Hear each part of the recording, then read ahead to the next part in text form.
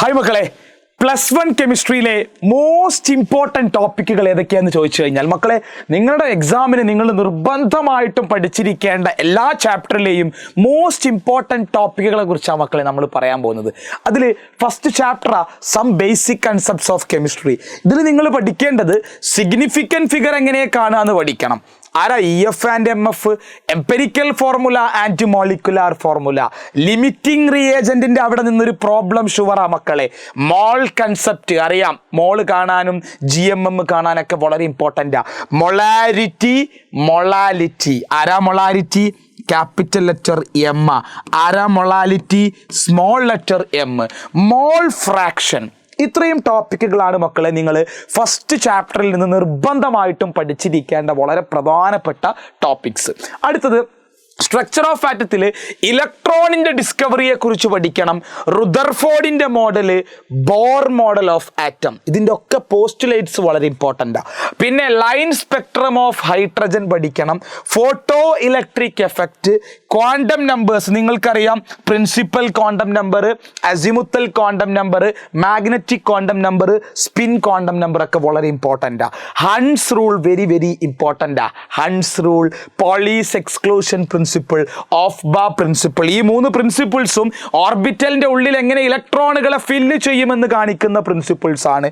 ഇത് 3ഉം വളരെ ഇമ്പോർട്ടൻ്റ് ആണ്. അപ്പോൾ മക്കളെ സെക്കൻഡ് ചാപ്റ്ററിൽ നിങ്ങൾ പഠിച്ചിരിക്കേണ്ട മോസ്റ്റ് ഇമ്പോർട്ടൻ്റ് ആയ ടോപ്പിക്കുകളെ കുറിച്ചാണ് നമ്മൾ ഈ പറഞ്ഞത്. ഓക്കെ ആണല്ലോ.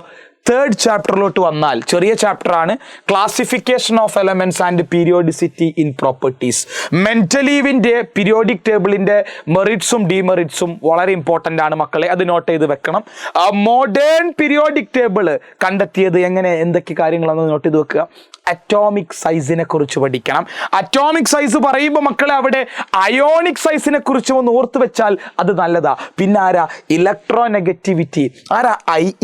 അയോണൈസേഷൻ എൻതാൽപ്പിയെ കുറിച്ച് എപ്പോഴും സ്ഥിരമായിട്ട് ക്വസ്റ്റ്യൻ ഉണ്ട്.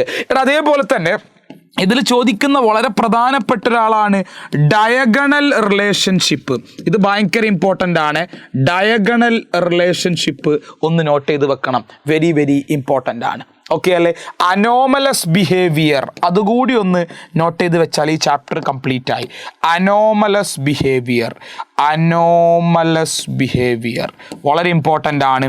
അനോമലസ് ബിഹേവിയർ കൂടി ഒന്ന് നോട്ട് ചെയ്ത് വെച്ചാൽ വളരെ ഇമ്പോർട്ടൻ്റ് ആണ്. Okay, ready? Yes. Next chemical bonding and molecular structure എന്ന് പറയുന്ന ചാപ്റ്ററിൽ ഒക്റ്ററ്റ് റൂള്, ലൂയിസ് സിമ്പൽ വളരെ ഇമ്പോർട്ടൻ്റ് ആണ്. ഒക്റ്ററ്റ് റൂളിൻ്റെ ലിമിറ്റേഷൻസ് ആണ് സ്ഥിരമായിട്ട് എക്സാമിന് ചോദിക്കാറുള്ളത്. ഒക്റ്ററ്റ് റൂളിൻ്റെ limitations, Lewis symbol, ഓസോണിൻ്റെ formal charge കാണാൻ, Fajans rule, dipole moment, VSEPR theory. VBTR ഈ VSEPR തിയറിയിൽ മക്കളെ ഒരു കാര്യം നിർബന്ധമാണ്, ഹൈബ്രിഡൈസേഷൻ പഠിക്കണം. ഹൈബ്രിഡൈസേഷൻ എന്ന് പറയുന്ന ടോപ്പിക് ഏത് തിയറിയിലാ? VSEPR തിയറിയിലെ ഹൈബ്രിഡൈസേഷൻ എന്ന് പറയുന്ന ടോപ്പിക് വളരെ ഇമ്പോർട്ടൻ്റാ, സ്ഥിരം ക്വസ്റ്റ്യനാ. VBT ആരാ? VBT അത് വാലൻസ് ബോണ്ട് തിയറിയാ. MOT ആരാ? Molecular orbital theory. മക്കളെ ഇതൊക്കെ വളരെ ഇമ്പോർട്ടൻ്റാ, പഠിച്ചിരിക്കണേ. ഈ മോളിക്കുലാർ ഓർബിറ്റൽ തിയറിയിൽ മോളിക്കുലാർ ഓർബിറ്റൽ കോൺഫിഗറേഷൻ എഴുതാൻ വേണ്ടിയിട്ട് എക്സാമിന് സ്ഥിരമായിട്ട് ചോദിക്കാറുണ്ട്. മോളിക്കുലാർ ഓർബിറ്റൽ കോൺഫിഗറേഷൻ എഴുതാൻ വേണ്ടിയിട്ട്. അടുത്തത് തെർമോഡൈനാമിക്സാ. ഇതിൽ പഠിക്കേണ്ടത് എക്സ്റ്റെൻസീവ് ആൻഡ് ഇൻറ്റൻസീവ് പ്രോപ്പർട്ടി നിർബന്ധമായിട്ടും പഠിക്കണം. ഇന്റേണൽ എനർജി കാണാനും അവിടെ നിന്നൊരു ലോ വരുടാ, അത് ഫസ്റ്റ് ലോ ഓഫ് തെർമോഡൈനാമിക്സാ, പഠിക്കണം. എൻതാൽപ്പി കാണാൻ വേണ്ടിയിട്ട് 2 എൻതാൽപ്പിയാ ചോദിക്കുക നിങ്ങളോട്, എൻതാൽപ്പി ഓഫ് ഫോർമേഷനും എൻതാൽപ്പി ഓഫ് റിയാക്ഷനും. അത് രണ്ടും നിർബന്ധമാണ്. എൻതാൽപ്പി ഓഫ് ഫോർമേഷൻ കാണാനുള്ള പ്രോബ്ലവും എൻതാൽപ്പി ഓഫ് റിയാക്ഷൻ കാണാനുള്ള പ്രോബ്ലവും. ഹെസ്സസ് ലോ അറിയാം. അവിടെ നിന്നൊരു സൈക്കിൾ പഠിക്കണേ. സാർ എന്നും പറയുന്ന കാര്യമാണ് ബോൺ ഹേബർ സൈക്കിൾ. ആരാ പഠിക്കേണ്ടത്? Born Haber cycle. അവിടെ നിന്ന് പഠിച്ചു വെച്ചേക്കണേ, വളരെ ഇമ്പോർട്ടൻ്റാണ്. അടുത്തത് സ്പോണ്ടേനിയസ് പ്രോസസ് എന്താണ്, എൻട്രോപ്പി എങ്ങനെ, എന്തൊക്കെയാണ്. അവിടെ 2 ലോ വേണം. സെക്കൻഡ് ലോ ഓഫ് തെർമോഡൈനാമിക്സും തേർഡ് ലോ ഓഫ് തെർമോഡൈനാമിക്സും. ഗിബ്സ് എനർജി G, അവിടെ ഗിബ്സ് എനർജി കാണാനുള്ള പ്രോബ്ലം വളരെ ഇമ്പോർട്ടൻ്റ് ആണ്, വെരി വെരി ഇമ്പോർട്ടൻറ്റ്. ഇത്രയും കാര്യങ്ങളാണ് നിങ്ങൾ തെർമോഡൈനാമിക്സ് എന്ന് പറയുന്ന ചാപ്റ്ററിൽ പഠിക്കേണ്ടത്. ഇനി ഇക്വിലിബ്രിയം, KCKP കാണാൻ എല്ലാവർക്കും അറിയാം. ലേ ഷാറ്റ്ലിയർ പ്രിൻസിപ്പിൾ അറിയുന്ന കാര്യമാണ്. ആസിഡ് ബേസിൽ 3 കൺസെപ്റ്റ് ഉണ്ടടാ. ഏതൊക്കെയാ കൺസെപ്റ്റ് എന്നറിയോ? 1 അറീനിയസ് കൺസെപ്റ്റാ, 2 Bronsted Lowry concept, 3 Lewis concept. ഇത്രയും പഠിക്കണേ അവിടെ നിന്ന്. Arrhenius concept, Bronsted Lowry concept, Lewis concept. Salt, 3 type salt: neutral, acidic, basic. pH കാണാൻ ഇക്വേഷൻ വെച്ചുള്ള പ്രോബ്ലം വളരെ ഇമ്പോർട്ടൻ്റാ. കോമൺ അയോൺ എഫക്റ്റ് എന്താണ്? ബഫർ സൊല്യൂഷൻ 2 ഉണ്ട്, അസിഡിക്കും ബേസിക്കും.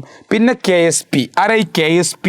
സോല്യുബിലിറ്റി പ്രോഡക്റ്റ് കാണാൻ, സോല്യുബിലിറ്റി പ്രോഡക്റ്റ് KSP കാണാൻ. ഇത്രയും കാര്യങ്ങളാണ് മക്കളെ ഇക്വിലിബ്രിയം എന്ന് പറയുന്ന വലിയൊരു ചാപ്റ്ററാണ്. അതിൽ നിങ്ങൾ മോസ്റ്റ് ഇമ്പോർട്ടൻ്റ് ആയിട്ട് നോക്കി വെക്കേണ്ടത്. ഇനി ഏറ്റവും ചെറിയ ചാപ്റ്റർ കെമിസ്ട്രിയിലെ റിഡോക്സ് റിയാക്ഷൻ. അതിൽ നിങ്ങൾ ഓക്സിഡേഷൻ നമ്പർ കാണാനും ആ കൺസെപ്റ്റും ഒന്ന് പഠിച്ചു വെക്കണം. സ്റ്റോക്ക് നൊട്ടേഷൻ എഴുതാൻ വേണ്ടി ചോദിക്കാറുണ്ട്. റിയാക്ടിവിറ്റി സീരീസ് എളുപ്പം, എല്ലാ കുട്ടികൾക്കും അറിയാം. റിഡോക്സ് റിയാക്ഷൻ്റെ ടൈപ്പ് ഏതൊക്കെയാടാ? 4 ടൈപ്പാ. 1 കോമ്പിനേഷൻ റിയാക്ഷൻ, 2 ആരാ? ഡീകമ്പോസിഷൻ റിയാക്ഷൻ, 3 ആരാ മക്കളെ?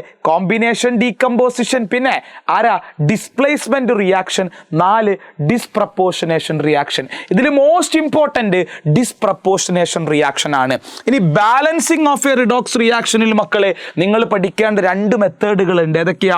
ഓക്സിഡേഷൻ നമ്പർ മെത്തേഡും ഹാഫ് റിയാക്ഷൻ മെത്തേഡും. ബാലൻസിങ് ഓഫ് എ റിഡോക്സ് റിയാക്ഷനിൽ ഓക്സിഡേഷൻ നമ്പർ മെത്തേഡും പഠിക്കണം, ഹാഫ് റിയാക്ഷൻ മെത്തേഡും പഠിപ്പിക്കണം. പിന്നെ ഓർഗാനിക് കെമിസ്ട്രിയിൽ നിങ്ങൾ പഠിക്കേണ്ടത് ഓർഗാനിക് കോമ്പൗണ്ടിന്റെ നോമൻക്ലേച്ചറും ഐസോമറിസവും. 2 ഫിഷൻ, ഹോമോലിറ്റിക്കും ഹെട്രോലിറ്റിക്കും. 2 ആൾക്കാർ, ന്യൂക്ലിയോഫൈലും ഇലക്ട്രോഫൈലും. Inductive effect, resonance effect, hyperconjugation. Organic കോമ്പൗണ്ടിന്റെ പ്യൂരിഫിക്കേഷൻ ടെക്നിക്ക് ഉണ്ടല്ലോ, ഡിസ്റ്റിലേഷൻ, ഫ്രാക്ഷണൽ ഡിസ്റ്റിലേഷൻ പോലുള്ള ആളുകൾ, അതൊക്കെ പക്ക തിയറിയാണ് മക്കളെ, ഒന്ന് നോക്കി വെക്കുക.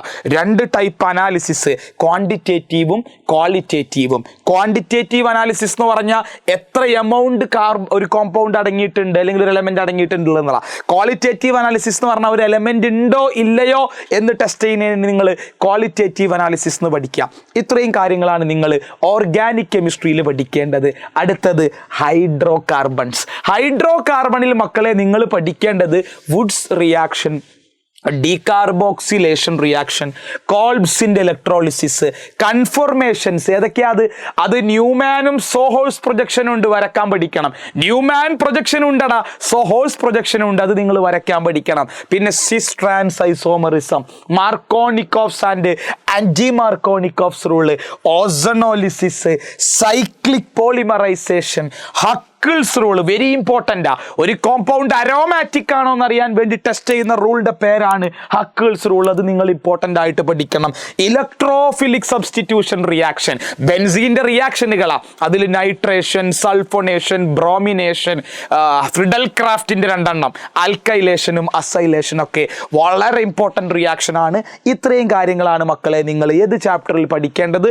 ഹൈഡ്രോ കാർബണിൽ പഠിക്കേണ്ടത്. മക്കളെ ഈ ടോപ്പിക്കുകൾ ഞാനിപ്പോൾ ഈ പറഞ്ഞ എല്ലാ ചാപ്റ്ററിലെ ഇമ്പോർട്ടൻ്റ് ആയ ടോപ്പിക്കുകളും നിങ്ങളൊരു ഓർഡറിൽ പഠിച്ചു പോയാൽ ആ ചാപ്റ്റർ നിങ്ങൾ പഠിച്ച പോലെയാ അത് എക്സാമിന് ചോദിക്കൂ. വളരെ ഇമ്പോർട്ടൻ്റ് ആണ് മക്കളെ. അത് സെറ്റാക്കി അടിപൊളിയായി പഠിച്ച് ഉഷാറായി എക്സാം എഴുതും മക്കളെ. ഓക്കെ അല്ലേ?